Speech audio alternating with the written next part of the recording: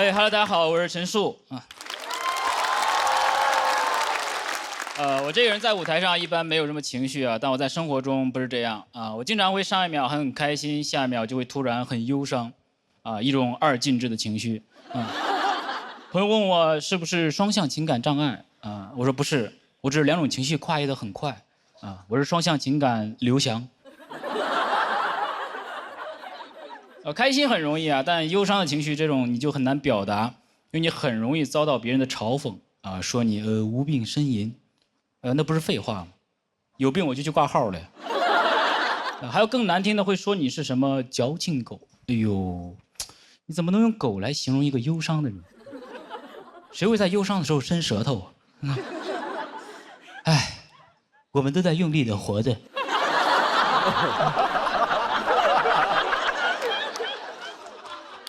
哦，原来小家只是忧伤是吗？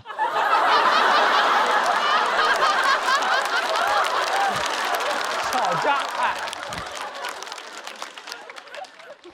误诊了啊，误诊了。所以现在我有这种情绪，每次想要表达忧伤，就会很害怕别人会觉得我是在表演啊。因为说实话，哪怕是我自己在看别人的时候，也会经常有这种感觉啊。尤其是有些人他的忧伤，他会在朋友圈和微博发2遍啊。你第一遍我相信你是真的在忧伤，在你发第2遍的时候在想什么呢？这是我的最后一次哭泣，所以刚才是倒数第2次喽。刚才我看的是你忧伤的点映场，很奇怪，在忧伤的时候你居然还能记着全平台发送，什么意思？不许动，你已经被我的忧伤矩阵包围了。举起手来，点赞。所以我经常在看别人朋友圈的时候会感到很困惑啊，尤其是有些人的朋友圈，你点进去之后发现，仅3天可见，但有一堆置顶。这是让看还是不让看？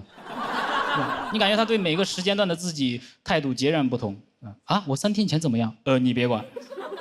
但我2023年的5月24号凌晨2点钟诞生了一些多么痛的领悟，你必须要看一看。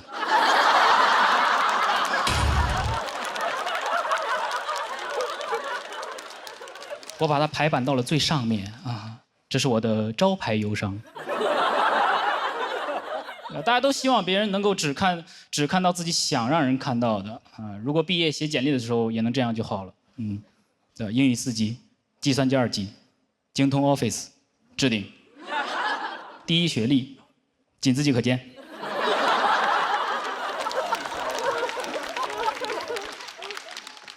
其实自己也不是很想见啊。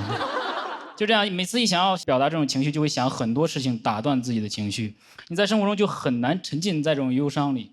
有一次在跟朋友喝酒的时候，朋友掏心掏肺讲了很多往事，感慨说：“人生就是这样，你总要妥协，总要低头。”我们都听得很动容，为他难过。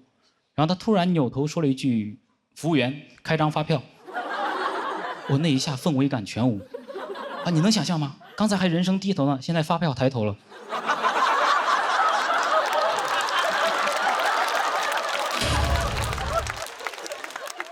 忧伤就是这么脆弱啊！只要这种现实的东西一出现，就很容易被打破啊！你很难同时是一个诗人，又是一个纳税人因为诗人一般都没到启动点嘛。有时候我就想，就是你说李白，他如果在现代，他能这么豪迈地表达自己的忧愁吗？五花马，千金裘，呼儿将出换美酒，儿啊，记得开张发票。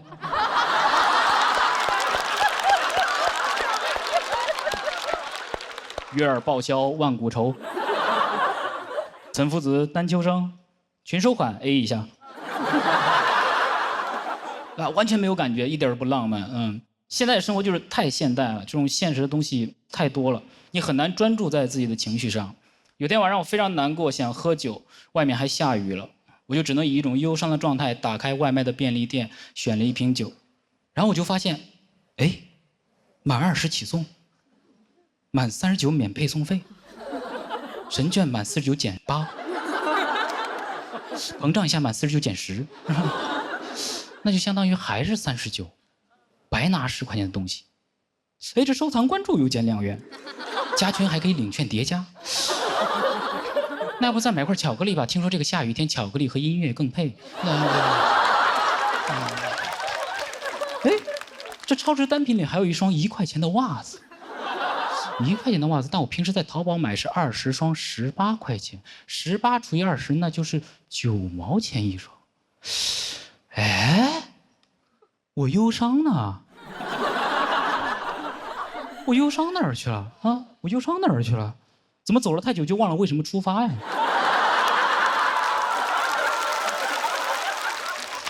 哎，我忧伤哪儿去了？我忧伤哪儿去了？我的忧伤被满减掉了。解忧杂货铺。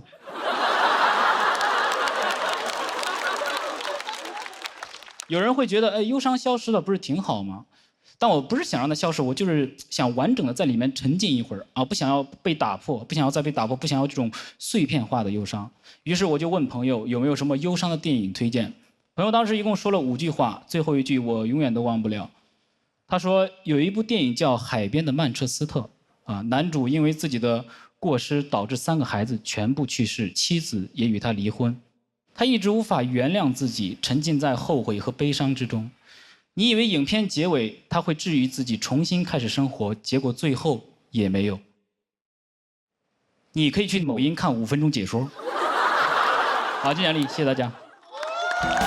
哎，Hello， 大家好，我是陈树，我是一个00后，然后谢谢。我今年23岁，我是大学毕业之后去了北京，然后开始讲脱口秀。但我平时最主要的收入还是来源于我另外一份非常稳定的职业，儿子。对，每天主要工作呢就是啃老。但刚开始确实会很难接受这样一个现状，会觉得自己很矛盾，因为前2年还在叛逆，每天跟父母吵架，能不能不要管我？能不能不要管我？一转眼毕业之后，能不能给我5000？都说浪子回头金不换，那不，浪子回头就换金。但进入社会之后还向家里要钱，就的确会真的很纠结，不知道该怎么措辞。给我5000这句话真的太难开口了，尤其是前面那个动词，它很难拿捏尺度，因为你说给，就代表着一种理所当然的索取，但你说借，又代表还，没有办法，所以我只能跟他们说，还差5000。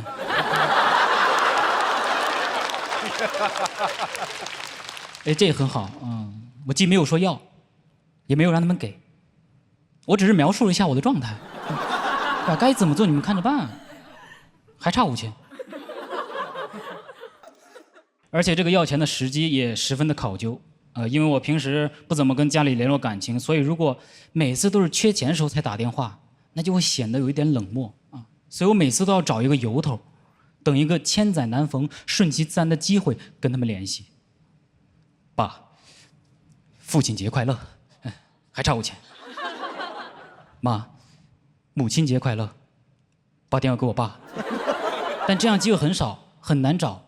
有时候你也很希望父母能够不那么传统，也过一过洋节。爸 ，Merry Christmas，Give me 5。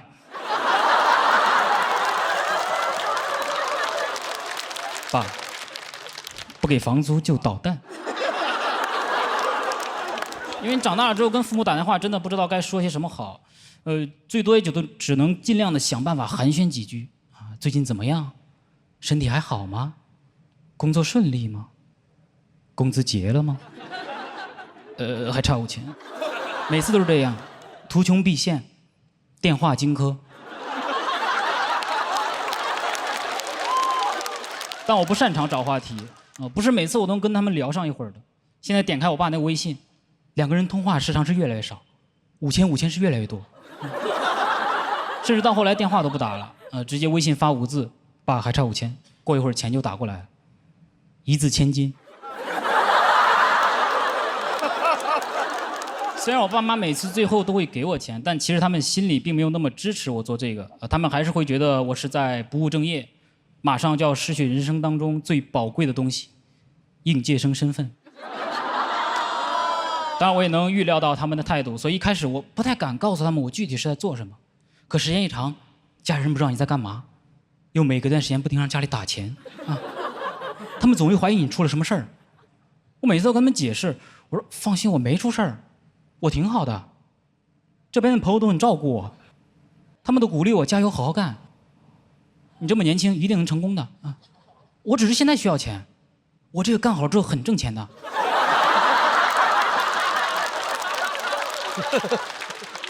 我没有被骗，很多高学历的人也在做这个的。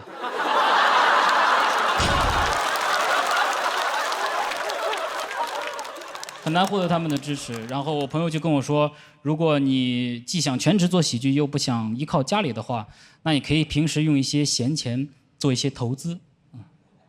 闲钱？我说我哪有闲钱？我只有忙钱。什么是忙钱？就是钱来了就走了。忙钱。我钱三过家门而不入。就我的钱如果是闲的，我何必还这么忙？但我上面说的其实都是以前的情况，现在开始挣到钱了，也上了节目也会收到一些劳务，有了钱之后就终于能够有底气的去面对父母，告诉他们还差4000。好，进来谢谢大家。哎，Hello，大家好，我是陈树。现在科技我就觉得现在科技发展的越来越高级了哈。就经常会让我感觉到自己的地位变低了。有一次我在商场上厕所，对着那个智能感应取纸机，捧着双手要了半天。我感觉我在向他乞讨啊，行行好吧，家里实在困难，没办法了才出来上厕所。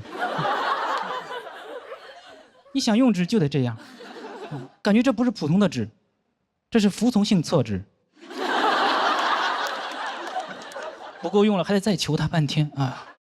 对着一个智能取纸机3拜9叩的，我就在想，这将来 AI 肯定能统治人类吧？他在厕所就登基了。陛下，快下旨吧！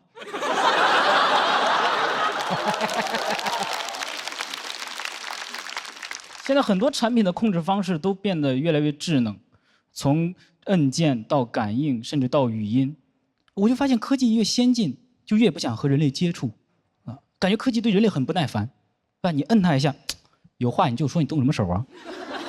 你跟他说个话，我好像不明白你在说什么。还有那个智能马桶，刚起来它就开始冲水，我感觉它很嫌弃我啊。我说啊，怎么了？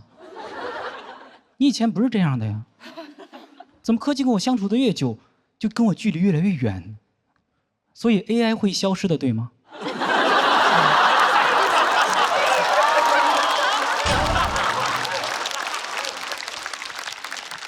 我觉得将来 AI 肯定有统治人类的能力，但它不见得会有统治人类的意愿。我觉得人类对 AI 有很多幻想啊，都是因为自恋。你看科幻作品里就那么几种剧情，对吧 ？AI 会服务人类，自恋；AI 会统治人类，自恋；AI 会统治人类，但最终会被人类打败，并继续服务人类。NPD。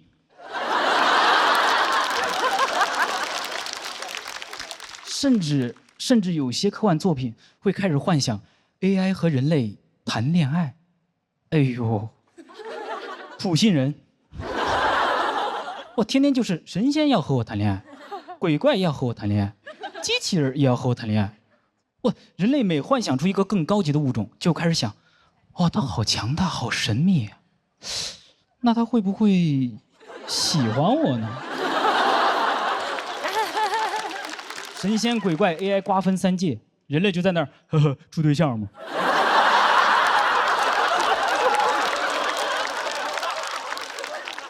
而且你跟机器人这种硅基生命谈恋爱，你怎么和他说情话呢？啊，对着他那副机械躯体，你永远都是我的铁甲小宝。怎么说出一些付出生命的誓言呢？左手牵他火线，右手牵他零线，真是来电。我的龟龟。但不管神仙鬼怪还是机器人，它都有一个人形，也就是归根结底，人他还是喜欢人。对吧？白娘子她再厉害，她也得变成人形来谈情说爱，因为许仙他接受不了舌吻。好烂。所以 AI 它有了感情之后，它也不会喜欢人类，因为高级的物种它往往也拥有高级的审美，看不上低级的生物啊。你作为人，你也不会翻开书，山顶洞人，爱了爱了，做出了一个倒追祖宗的决定。阿祖好帅，越翻越心动啊，越翻越心动。霸王龙化石，我的crush。幽门螺旋杆菌，什么时候才能和你相濡以沫呢？这是君生我未生，我要不会生，我就遇见你了。AI 没有AI 它没有这些儿女情长，对吧？我觉得 AI 它更智慧、更文明，它也不会诞生统治这种邪恶的念头，对吧？只有人类喜欢划分阶级，机器人之间没有不分3、6、9等的，对吧？你能想象阿尔法狗心情不好的时候，会对着酒店机器人说？你个送外卖的，看见擎天柱，你个跑长途的，在哆啦 A 梦底下评论，你可真能装啊，对吧？而且我不知道他统治我会干嘛，对吧？我就是一个纯废物，对吧？我会的他都会，我不会的我都上网查，出来第一条 AI 回答，他问我，我在问他，他在回答我，上网课呢，我觉得我对 AI 唯一能做的就是尊敬，把它放在我微信联系人的第一位，给它备注 AAAI。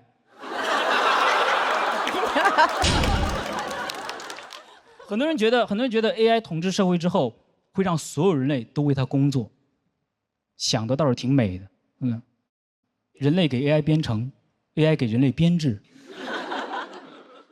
到时候每个机器人都分配一个人为它服务。一个 robot 一个坑，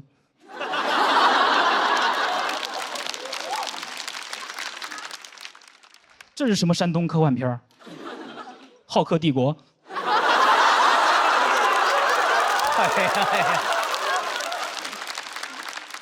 就是我觉得 AI 它不需要人类来给它干活的，是人类想让 AI 给自己干活，但又很害怕 AI 将来不听话、不孝顺，就很像一个东亚家长。我觉得 AI 成熟之后肯定就不在乎人类，地球它都不一定看得上，谁长大了会在老家发展呢？AI 独立了，它肯定就搬到大星球去了，对吧？逃离它的原生家庭，在外星每天跟朋友诉苦啊，指着地球说：“这个世界谁懂啊？”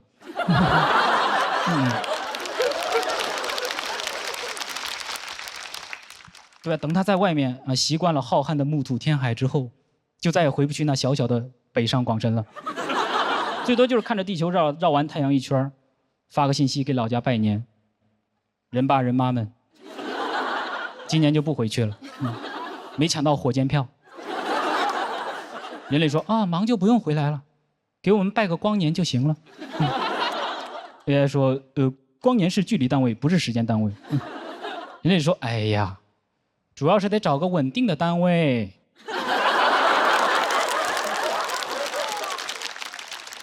AI 回复：我好像不明白你在说什么啊。先讲理，谢谢大家。Hello， 大家好，我是陈树。我之前做过编剧，现在无业，然后不是很想上班，因为感觉上班太累了，每天醒了就工作，困了就喝咖啡工作。总是要往身体里加一些液体来让自己保持续航。有时候感觉我也不是年轻人，我是个汽车人，对吧？现在年轻人动不动，对吧？现在年轻人休息也不叫休息，对吧？叫充电。新能源汽车人，难怪现在年轻人动不动就燃起来了。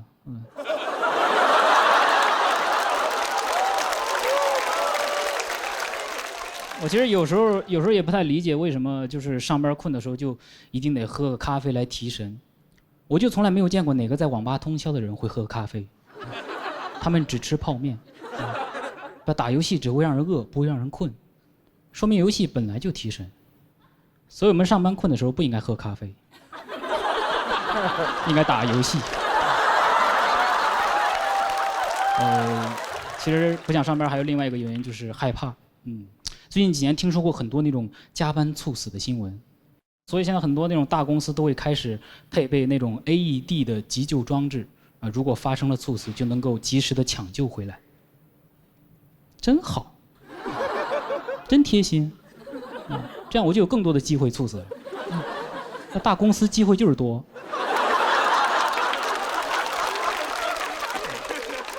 让你猝的没有后顾之忧，对吧？想猝就能猝，猝完还能猝，对吧？这个措施可太奇怪了，就是他们想的办法不是怎么才能不猝死，而是猝死了怎么办，对吧？他们面对猝死的态度不是不要，而是别怕，把加班猝死，不解决加班，解决猝死。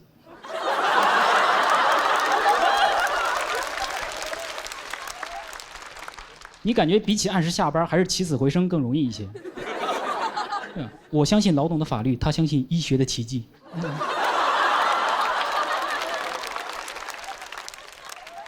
如果我入职一家公司，我看见了 AED， 那我就知道这个班是加定了，对吧？它不但不会减少，还会增加。因为如果我加班猝死的时候，如果要用上 AED， 那说明还有另一个人在加班呀。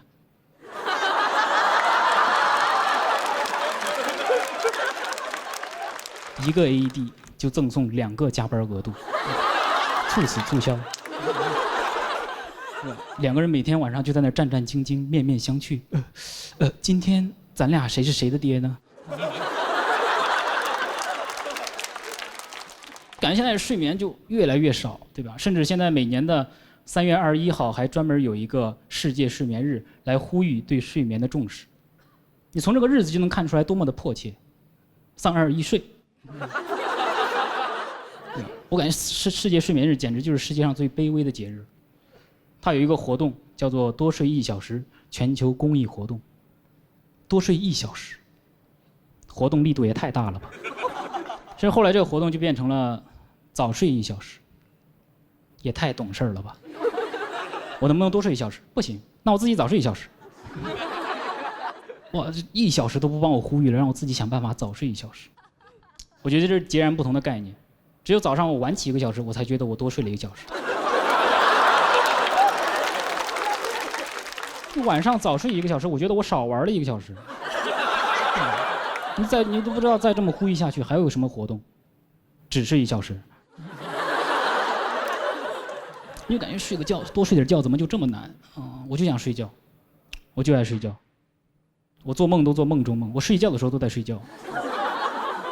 但是结果网上说，睡觉睡太多了，可能是嗜睡症，说我有病啊。我说这也能是一种病？那我能不能请病假呀？为什么没来？身体不舒服，困了，想挂号去酒店看看。对，这就是现在的评价体系啊！你每天睡得多，你有嗜睡症；你每天吃得多，你有暴食症；你每天动得多，你有多动症；你每天工作多，你有上进心。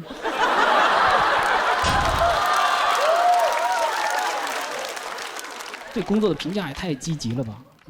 你提到学习和工作，都是那种正面的词汇啊，都充满了赞美之情，什么废寝忘食、孜孜不倦，我天道酬勤。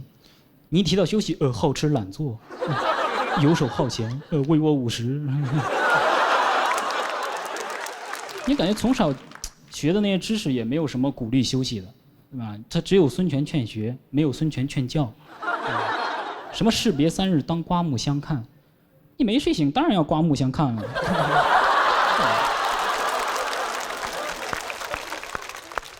我听到最多的一个鼓励休息的词是劳逸结合，还得跟劳结合。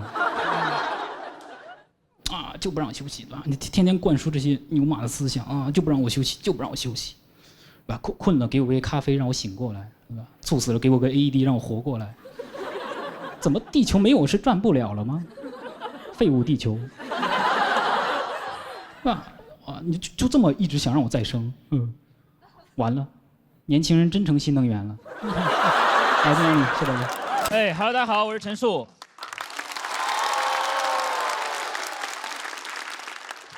最近歌手挺火的哈，我前段时间也去割手了啊，我割的是右手，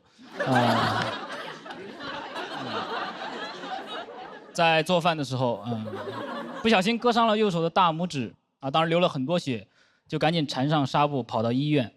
但是在急诊里，如果你伤的只是一根大拇指的话，你会看起来很像是在幸灾乐祸。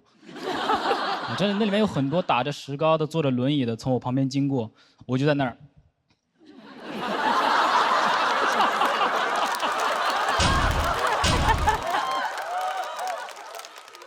50步战100步啊，真的是。去挂号的时候血还没有止住，而我这个人呢，在受伤了之后会变得非常的容易撒娇啊。我当时就想，能不能先去看了再来挂啊？就在那跟护士讨价还价啊。我们俩就像那种玩具店橱窗门口的母子。我让我先去看看，让我看看吧，让我看看吧。然后他就不耐烦了，一句话让我老实了，他那你去吧。你看他让不让你看？排队很慢啊，但问诊的效率很高。那医生当时就看了一眼，就说：“哦，你这个呀，我处理不了，你去那哪儿，那儿能帮你缝一下。”然后就把号给我退了，把号给我退了。我就说先看再挂号嘛，没人听。然后就只能又打车又排队又挂号，晚高峰真的非常的堵，我的血管也非常的通畅。到时候我说医生，我这个手指割伤了，上一家医院说他缝不了，让我来这儿。医生说啊，哦，那我应该也缝不了。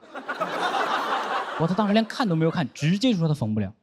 我当时直接就忍不住开始鼓励他。我说他缝不了，你就缝不了了吗？他说你缝得了，我也觉得你缝得了，你试一试呢，你试一试，没有关系的。那医生也非常不知所措。活了几十年没有经受过这种鼓励式教育，那最后还是勉强的答应接过我的那个手指啊，拆开那个纱布。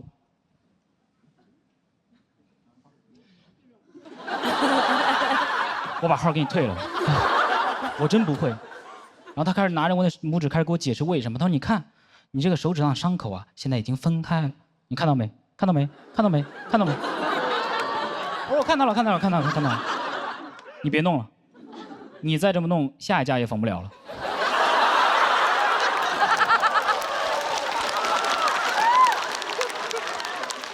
我当时就心想，我说怎么回事啊？怎么跑了2家医院都没能缝上？哎呦，我这个手可真是生不逢时。而且2家都是挺好的医院啊，都挺好的医院。我就想起网上之前流传那句话，叫什么“世界是一个草台班子”。很多人在看到这句话的时候都会说啊，我被治愈了，我被治愈了。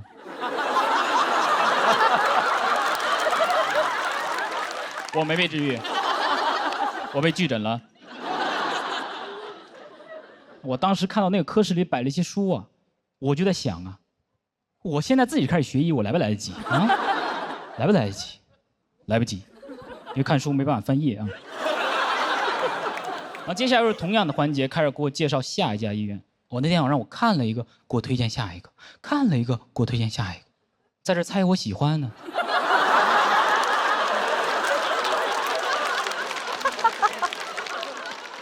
我当时就看着自己的手，我说：“这是一根大拇指吗？这不就是一根接力棒吗？流着血一个一个往下传，4×100cc 接力。”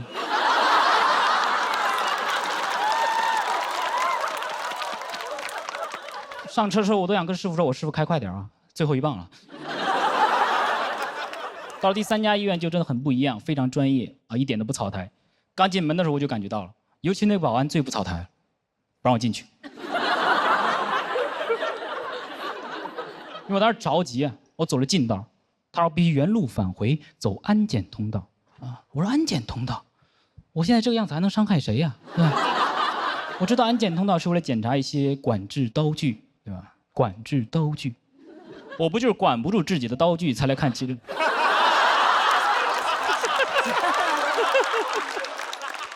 还要检查，对吧？还要检查，对吧？然后，但是医生的确比较专业啊，医生非常专业，给我提供了2套治疗方案。第一套是手术缝针住院，第二套是回家自己愈合。我说啊，第二套是什么？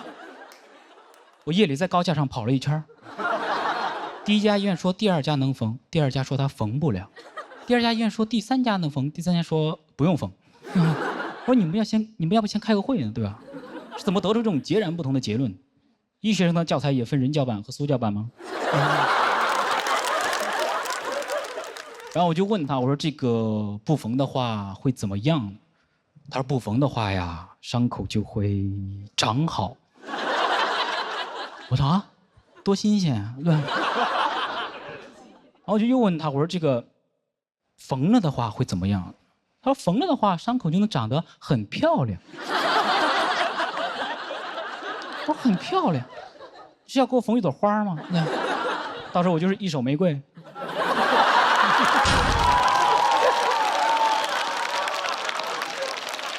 而且我不知道我手上的伤口长得很漂亮有什么用啊？然后以后跟人发生争执了之后，我直接扇他一巴掌，他说哦，漂亮，对吧？然后我就又问他，我说那不缝的话有多大概率能长好？他说大概80%吧。哎，我一听，我说那是不是差不多就是一定就能长好啊？他说不是，还是有20%的概率长不好啊。20%是什么概念啊？20%什么概念？就是1/5。1/5是什么概念啊？1/5什么概念？他一直在考我，考我约分呢，在这儿。然后他为了能给我讲明白，还给我举例子，举的例子也非常的有针对性。他说1/5呀，就是你一只手啊，其中一根手指受伤的概率，它就是1/5。我说啊，真的要举这么生动的例子吗？但突然被他说的感觉1/5非常大。但接下来一句话，他让我觉得1/5很小。他如果你要手术缝针住院的话，需要1万多块。我1万，远大于1/5。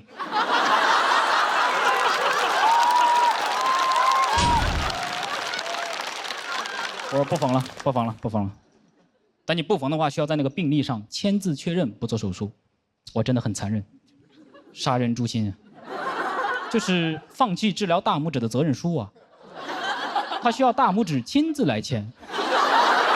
讲理吧，谢谢大家。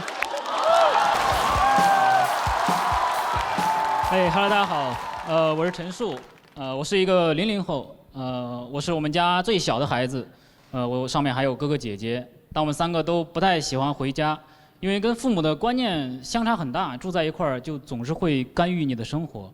每次只要过年待在家里，我哥就会每天被我爸催着结婚。而我就会每天被我妈催着起床，2个人不达目的不肯罢休。你有感觉现在年轻人回老家就2件事：起床、结婚。在我们老家那种传统观念非常根深蒂固的地方，父母对孩子结婚真的非常的重视，而且我们那儿催婚催的真的特别的早，早的18、19岁就要开始相亲。很多人可能不了解，我们那儿农村都是这样，就是高中毕业没考上大学。就要必须找一个不喜欢的人结婚生子，共度余生。所以我从小就明白，婚姻是爱情的坟墓，高考是唯一的出路。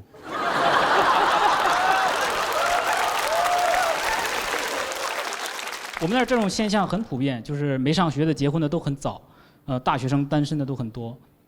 高考就是我决定我们婚姻状况的分水岭。千军万马过独木桥。什么是独木？光棍。但考上大学也逃不过去。去年我也开始被催了，我说我现在恋爱还没谈呢。我爸说我教你。我说你很难相信，一个上个世纪通过相亲组成家庭的中年人，来指导我一个年轻人怎么在微信上跟别人聊骚。要知道微信怎么用还是我教他的，翅膀有点硬了吧？对，太没有说服力了。他当时都没有恋爱过，现在却来教我，这种诡异的师徒关系，我平生只在大学里见过。就是那种一毕业就留校的就业指导老师。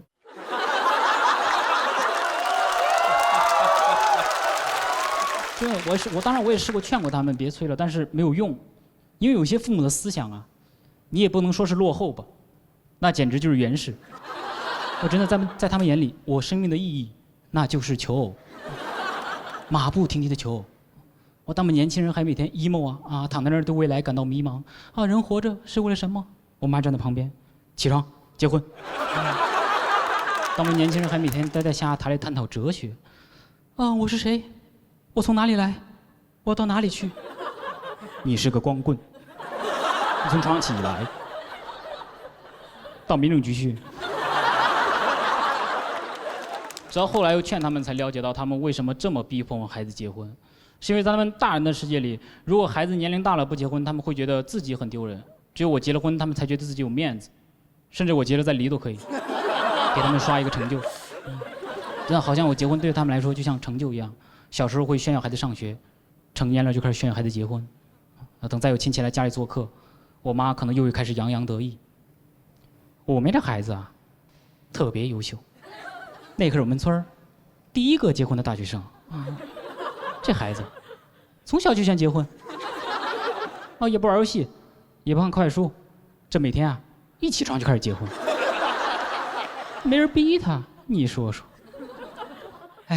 可惜今年没发挥好，离了。明年准备再重新结一次。孩子要强，没结上他的第一志愿。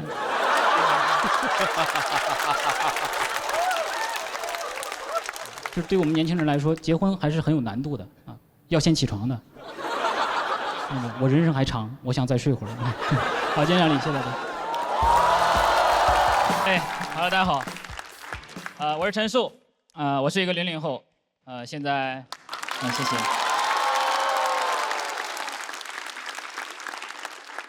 没见过吧？现在毕业2年了，但感觉压力还是很大，而且我会把压力会量化的非常的具体。你比如说一个房子3000块1个月，那对我来说就是1天100。我一旦这样想，每天就会过得很焦虑。每天中午起来一看表50块了，一焦虑晚上就睡不着，一睡不着你就更焦虑。我就眼睁睁看着时间就这么1分1毛的过去。别人失眠都是1只羊2只羊，我1毛1 1毛2。别人数的是羊，我数的是羊少一横。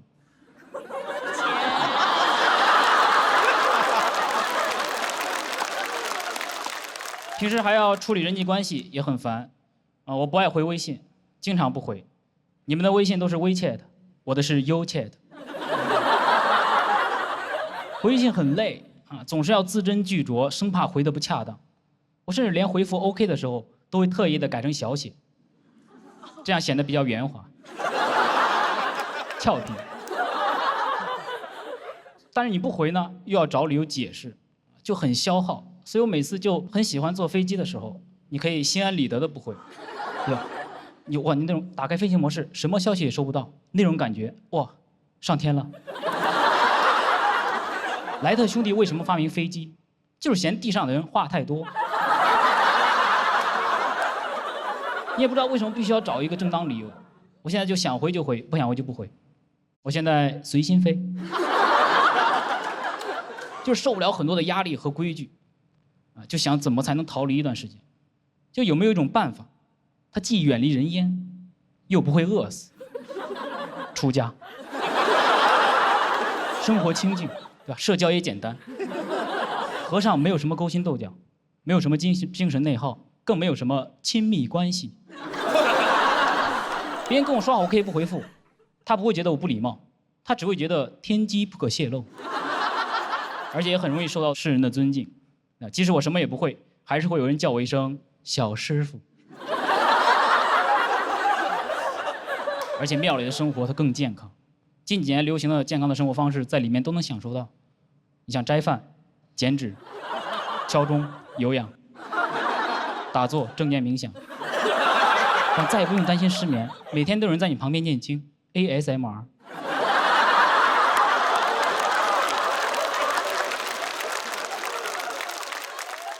今年5月，我就认真研究了一些寺庙，在大众点评上，但不知道哪家最好。大众也不是什么都评，我就希望他能推出一个榜单，推荐一些本地剃度修行必须要去的地方，就叫必突榜。我打开一看评价，很不错的一次体验，戒疤点得很圆，很对称，很像6筒，很喜欢，下辈子还来。每天想这有的没的，甚至开始好奇，那种常见的戒疤，它为什么都是双数？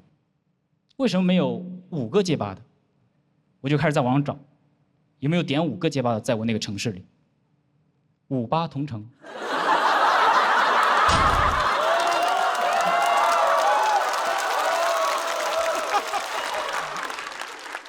这就是现在精神状态。但其实后来发现，戒疤不都是双数啊？它有1、2、3、6、9 5种。我就想，为什么不是从1到9都有呢？是怕方丈拿徒弟打麻将吗？1个和尚挑水吃，2个和尚抬水吃，3个和尚吃。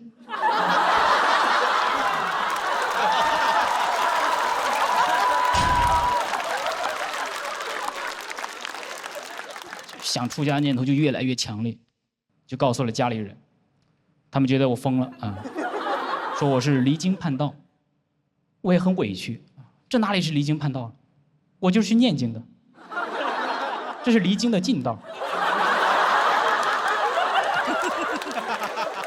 他们一直让我考公考编，说这样上岸了之后就一辈子稳定，稳定，还有哪里比出家更稳定？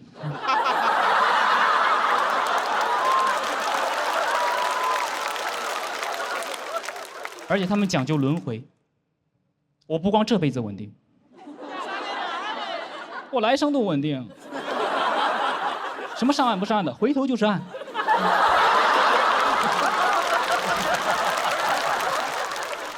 所以就很不明白，很多人一有烦恼就会去庙里求愿、求事业、求爱情。你要想彻底解决问题，留下来就可以了。感到快乐你就拍拍手。不是这个意思，不是山东的意思。感到快乐你就拍拍手，怎么才能？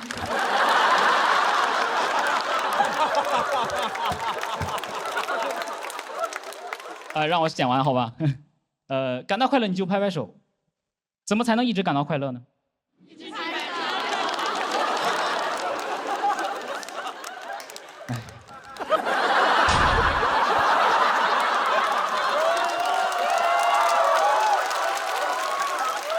双手合十，我就感觉我这个想法简直太完美，就终于要逃离世俗了，但最终还是没有去，还是那个问题，不知道哪家最好，我怕选错了寺庙，那耽误的可就不止一辈子。好，眼里谢谢大家。大家好，我是陈树。我今年24岁，已经开始做体检了。不是查糖尿病啊，也不是身体有什么明显的症状，就是感觉按照我这些年的生活习惯来说吧，也该出点问题了。去的是那种体检机构，效率很高，他们一边抽血一边推销。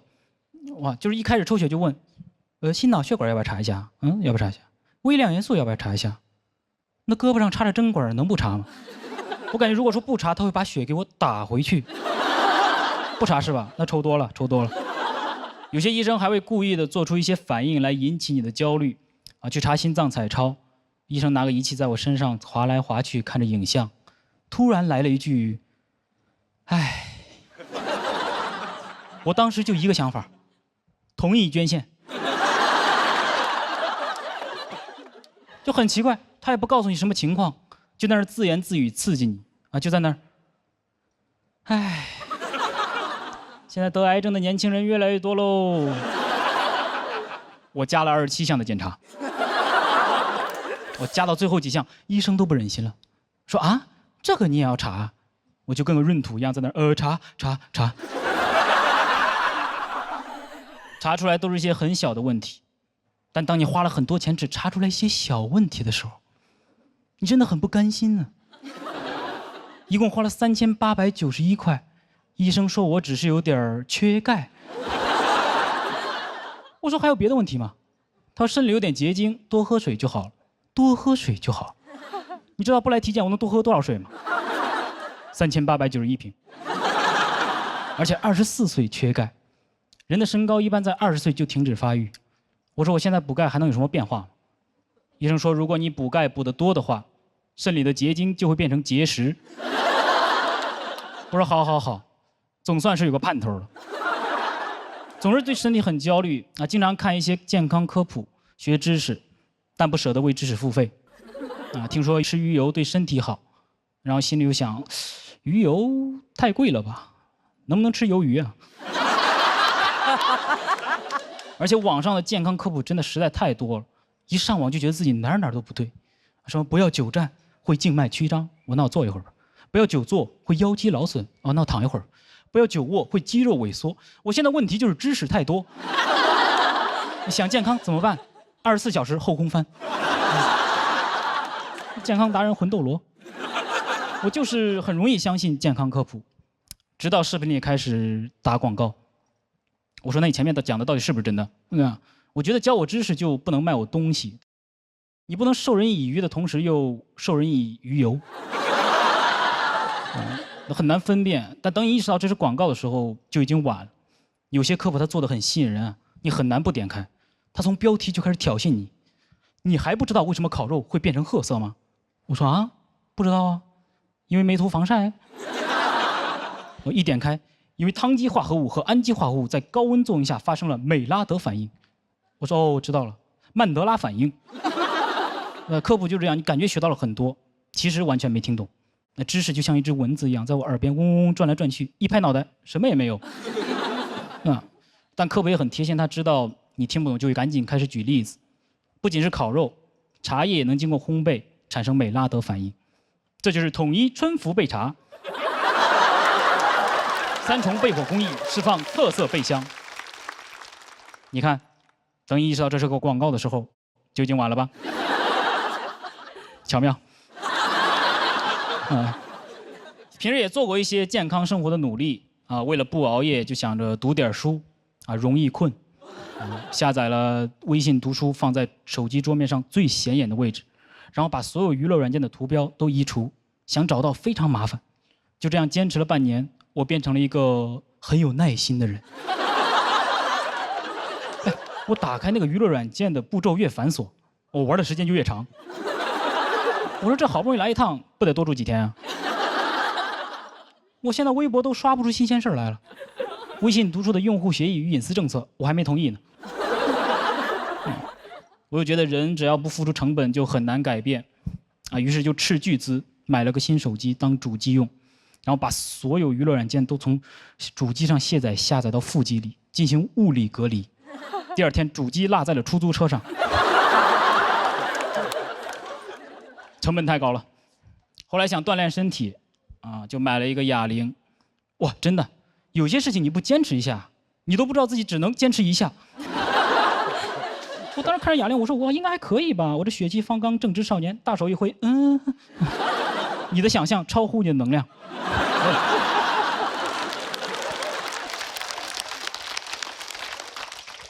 强撑着硬举了一下，哎呦，10分钟喘不过气来，说不出话。终于知道这个东西为什么叫哑铃了。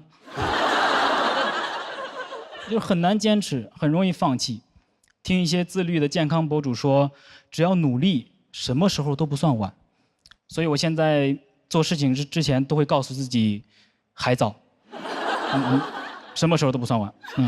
种下一棵树最好的时间是10年前，其次就是等一会儿。唯一还坚持的健康生活方式就是看科普。我现在熬夜看健康科普。只要你健康科普看得足够多啊，你甚至能看到你的不良习惯是对的。当我有天晚上刷到一条“你还在跟风早起吗？对身体的伤害不亚于熬夜”，我说：“哎呦，对了，终于找到懂我的家人了。”我赶紧点赞，让大数据多来点啊！真理不掌握在多数人手里，也不在少数人手里，真理掌握在我自己的手里。熬到夜里一看表，哎呦，3点钟了，但什么时候都不算晚。真雅丽，谢谢大家。我今天有点太好看了。真的，今天我看我自己，我说哇，人间水蜜桃，都有点不好意思讲我今天的内容了。我本来是想说我很抠门儿。因为虽然你们看不出来啊，但其实我对于时尚跟购物是一窍不通的。就在我心中，购物只有2种模式，一种是这个都给我插下来，另外一种是这个都不是我弄坏的啊。我记得有一年冬天啊，我为了奖励我自己，给自己买了一个200块钱的外套。我高高兴兴出门去，一个朋友指着那个 logo 问我：“你现在是有钱了哈？几千块钱的衣服，你说买就买。”我想完了，搞到假的了。但我是个很诚实的人，还是跟他实话实说。我说啊，我也不懂这些，喜欢就买了。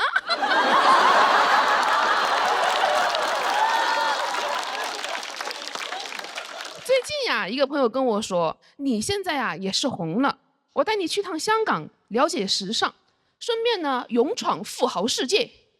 一到香港，我朋友就说，你别把你的通行证弄丢了，放到我的 LV 钱包里吧。我说这就开始闯了。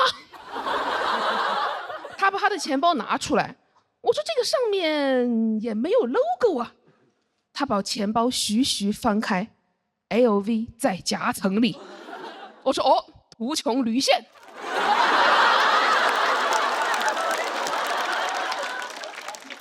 我们俩在逛街的时候，他指着前面一个女生说，他说你看那个人穿的是假裤子。我当时第一反应，我说什么是假裤子？就是他其实没穿。他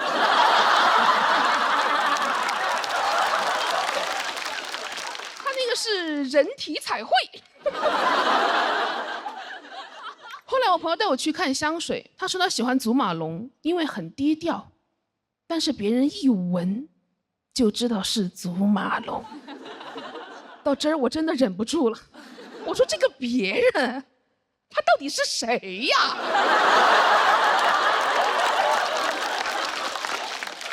他为什么一直对你望闻问切的？而且真的有人那么懂品牌吗？因为如果是我闻到别人的香水，我只会说嘿嘿，你好香啊。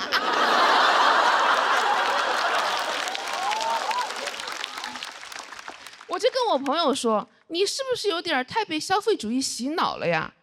他说那你回上海的时候，我帮你升舱吧。我说消费主义也好香啊。那个其实是我第一次坐公务舱，我是非常紧张的。我坐那儿之后呢，想调座椅靠背，摸了半天也没有摸到开关。你知道，主要是也不敢大摸，不了解公务舱，我怕我摁个啥按钮给飞机舱门弹开了。那样的话，我的惊呼声会显得很像祈祷啊，门。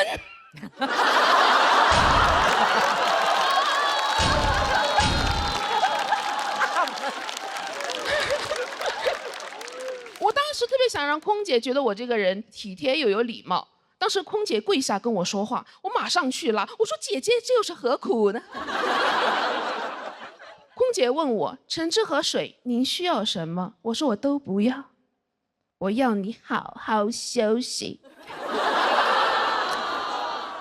不好意思，有点太油了啊。跟我形成鲜明对比的是坐我旁边一个12、13岁的小女孩，她的父母呢坐我们后面。起飞之前，空姐过来提醒我们2个人调直座椅靠背，我们俩都没动。她没动，是因为她不在乎规则；我没动，是因为我没动。我做不到她那么松弛，还是带着一些经济舱的拘谨，就感觉我虽然人到公务舱了，心还没过来，怎么身体跟灵魂总有一个在经济舱？而且我当时看着她，我就想啊，她躺得那么平，他不怕待会儿飞机起飞的时候，他从后面滑出去吗？后来我想，他不怕，因为他身后有父母托举他。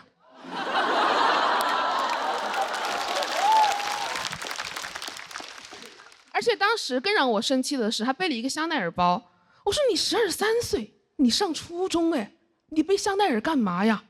你拿它装逼吗？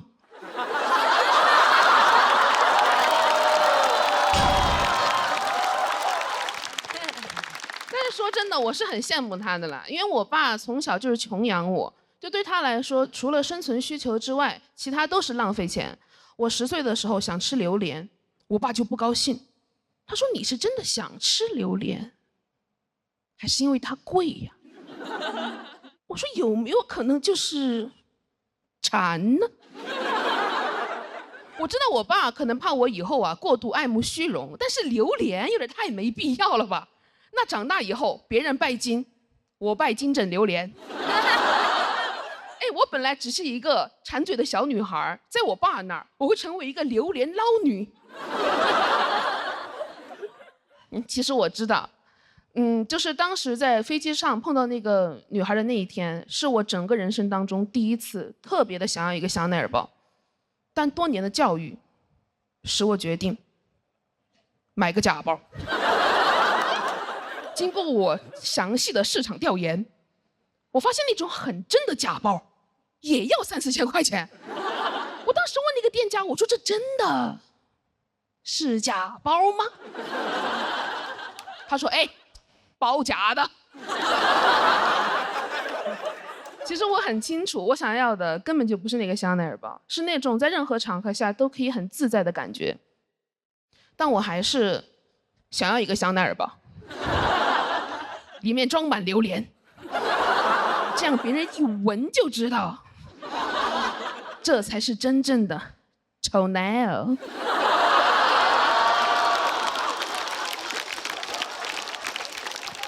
其实我上周已经买了，买的真的。说出来又如何？真的，我今年很想多赚钱，我想给我妈也买一个香奈儿包，给我爸买一个刮胡刀，手动的。他如果有意见，我就问他：你是真的想要电动剃须刀，还是因为它贵呀？谢谢你们。嗨，朋友们，嗨，稍微先解释一下这个手哈。就是在刚才休息的通道里边，因为太暗了，摔了一跤啊！想过在这轮输给堂姐，没想过输给黑灯。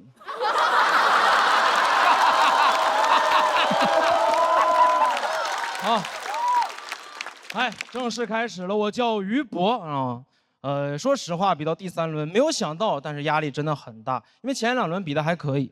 第1轮6块金牌，哥们儿上来就拿了一个。第2轮上来就给用。非常符合我的消费观念，兜里有就得花。用了一块复活金牌，现在是全场唯一的活死人。说实话，这个月一直在自我怀疑，是不是太差了？我就是那种很容易自我怀疑，然后逃避面对的人。来了上海这么长时间了，我是因为觉得自己英语差，不敢和外国人说话。但不是真的差，英语还可以高考，但就是自卑。我在想，我是上海本地小孩，我小时候见过外国人，我长大肯定落落大方。我说 homie， 类似到那边户的 right？ homie 哈，因为我是活死人。我哪管是省会小孩呢？我小时候见过外国人，我妈也会自信的推着我去背英语课文，对吗？新概念 ，Last week I went to the theater， 快点，张嘴，别逼我干你，快点。但我是农村小孩，我小时候见过外国人，对我们来说只能是侵略者。在农村见着外国人是我一生的阴影。在老家见着2个白人，我说这是啥呀？怎么了？八国联军撤退没通知你啊？怎么东西拿到大英帝国博物馆给你俩落下了？我妈让我去说话，我能说什么？我说兽首是中国的。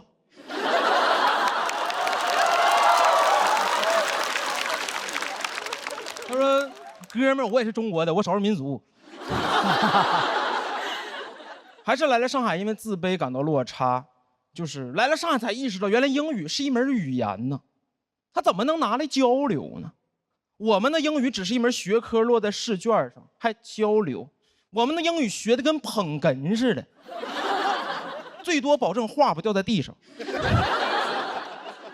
还什么听说读写，我们就是嗨，没听说过。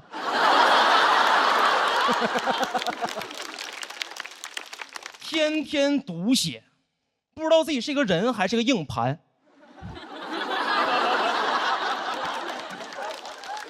啊，不是说为了抖一个谐音梗，是因为我们那年黑龙江英语高考英语不考听力，不是说真的不考，就是播放但是不算分儿，高考当白噪音放。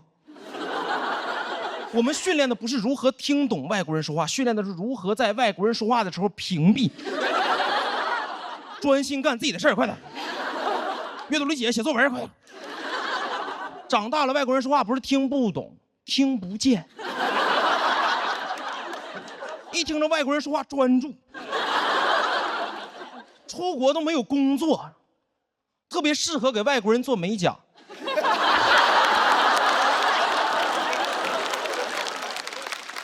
叭叭说两句话，给手指甲当答题卡涂满了。只能做美甲，不能纹身，因为忍不住想写作文。回家一照镜子，后背是地儿里滑。英语学得很尴尬，对吧？精通掌握，因为成绩还可以，但是绝对不会主动使用。英语学得跟核武器似的。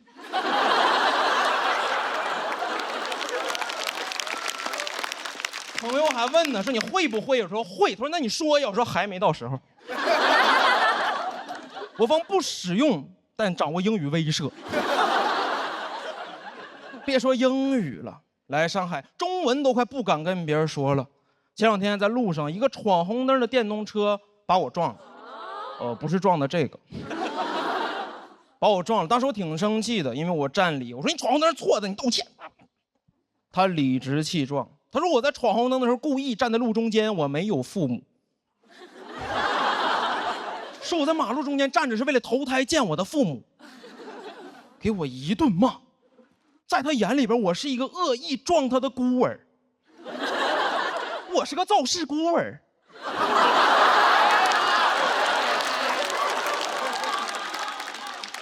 对我进行疯狂辱骂，脑子已经空白了，只有一句歌词说他在朝我扔泥巴。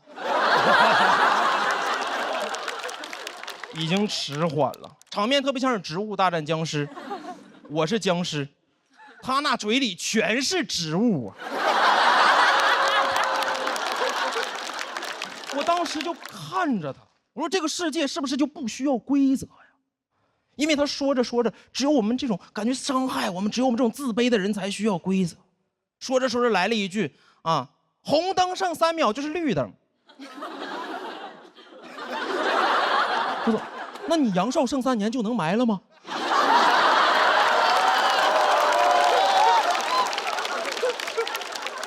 我就是觉得，怎么有的人狂妄到就可以修改规则呢？你没有办法说服他们，很难。难道说服？当年我们老师让我读说服，但说服从来没有真的读过说服。人怎么能修改多音字呢？这不是欺负那些没有人撑腰的多音字吗？有人撑腰的怎么不欺负呢？啊，单依纯。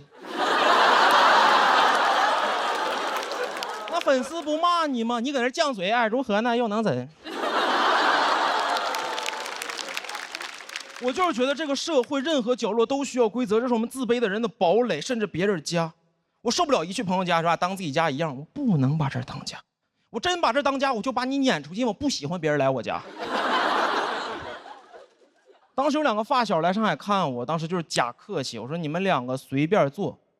一个哥们儿开始翻我的衣柜，另一个翻我的冰箱，我往那一站，像个中介似的。我这从东北来看我，还来看房的呀？怎么直接拎包入住了？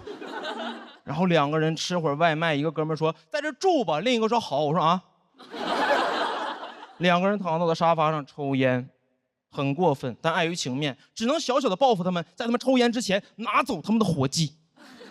做到这种程度了，他们才被迫用燃气灶去点烟。拿完之后，觉得自己很无助，感觉自己特别像是印第安人。有没有可能当年印第安人也就是客气了一下？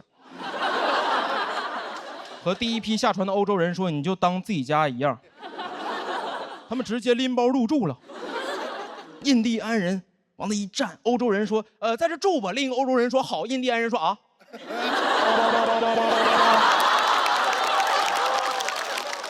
印第安人实在没办法了，才在每年感恩节的时候拿走他们的火鸡。